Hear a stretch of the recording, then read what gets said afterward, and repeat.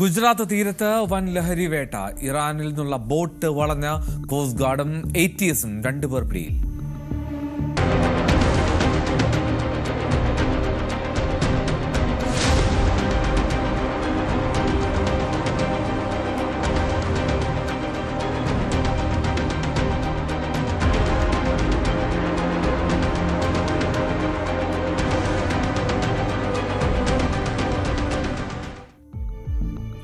വലിയൊരു ലഹരി വേട്ടയാണ് ഗുജറാത്ത് തീരത്ത് സംഭവിച്ചത്.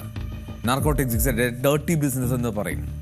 അപ്പോൾ ഈ ഇന്ത്യയുടെ തീരങ്ങൾ കേന്ദ്രീകരിച്ച് തീരങ്ങളിലൂടെ അനധികൃതമായി ലഹരി കടത്തിക്കൊണ്ടുവരാനുള്ള ശ്രമം അത് പലപ്പോഴായി റിപ്പോർട്ട് ചെയ്യാറുണ്ട്.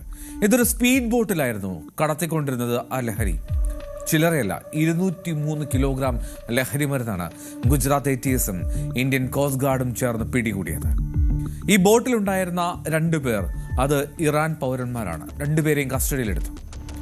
ഇറാനിൽ നിന്ന് പഞ്ചാബിലേക്ക് ഈ ലഹരി മരുന്ന് കടത്തുകയായിരുന്നു. ബോട്ടിൽ നിന്ന് കടത്തുന്നതിനിടെയാണ് ഇവരെ പിടികൂടിയതെന്ന് ATS സൂചിപ്പിക്കുന്നു.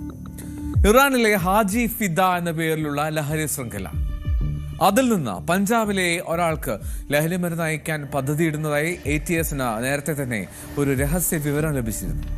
ഇതേ തുടർന്ന് കഴിഞ്ഞ 2 ദിവസവുമായി ATSും കോസ്റ്റ് ഗാർഡും നിരീക്ഷണം ശക്തമാക്കിയിരുന്നു. ഇതിനിടെയാണ് ഈ സ്പീഡ് ബോട്ട് സംശയാസ്പദമായിട്ടുള്ള സാഹചര്യത്തിൽ ഈ അന്വേഷണ സംഘത്തിന്റെയും കോസ്റ്റ് ഗാർഡിന്റെയും ഒക്കെ മുന്നിൽ പെടുന്നത്.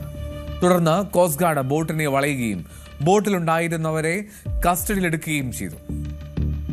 അങ്ങനെ ബോട്ടിൽ നടത്തിയ പരിശോധനയിലാണ് 1 കിലോഗ്രാം വീതമുള്ള 203 पैकेट लहरी मरुन्नुകൾ ആ ബോട്ടിൽ നിന്ന് പിടിച്ചെടുക്കുന്നത്.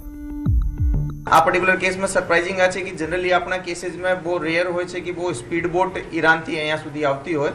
જનરલી એક મોટી બોટ આવતી હોય છે, એમાં એ સિમ્પલ ઇન્જિન લગાવીને બહુ સ્પીડથી એ લોકો ચાલી શકે. બોટની સાઇઝ ઓછી હોય, નાની હોય છે અને એમાં OBM જે ઇન્જિન હોય બહાર લાગતો હોય, જેનાથી બહુ તરત જ બહુ તેજ સ્પીડ પકડી લે છે. એના પાસેથી જ્યારે એની ચેકિંગ કરવામાં આવેલી તો 203 પેકેટ મળ્યા છે. 203 પેકેટમાં જે કેમિકલ છે, એક વ્હાઇટ કલરનો પાવડર જેવો છે, જેના હાલમાં જસ્ટ બોટ અમારી જેટી ઉપર આવી છે. એનો એનાલિસિસ ચાલુ છે. FSL ત્યાં પહોંચી ગઈ છે. પ્રાઇમા ફેસી જે છે કે જે આપણો હિરોઈનનો અને જે ટ્રેડિશનલ જે ડ્રગ કિટ છે એની અંદર એ કેમિકલ ડિટેક્ટ નથી થઈ રહ્યો, તો એને આગળ જે FSLમાં મોકલવાની કામગીરી ચાલુ છે.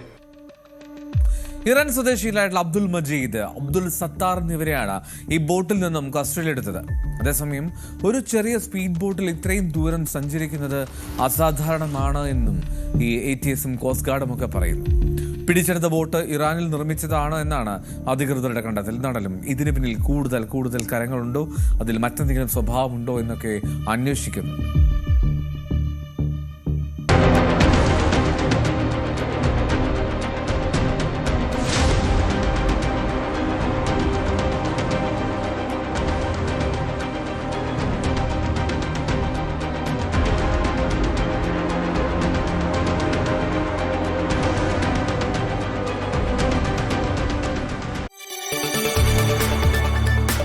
കൂടുതൽ വാർത്തകൾക്ക് News 18 Keralam YouTube channel subscribe ചെയ്യുക.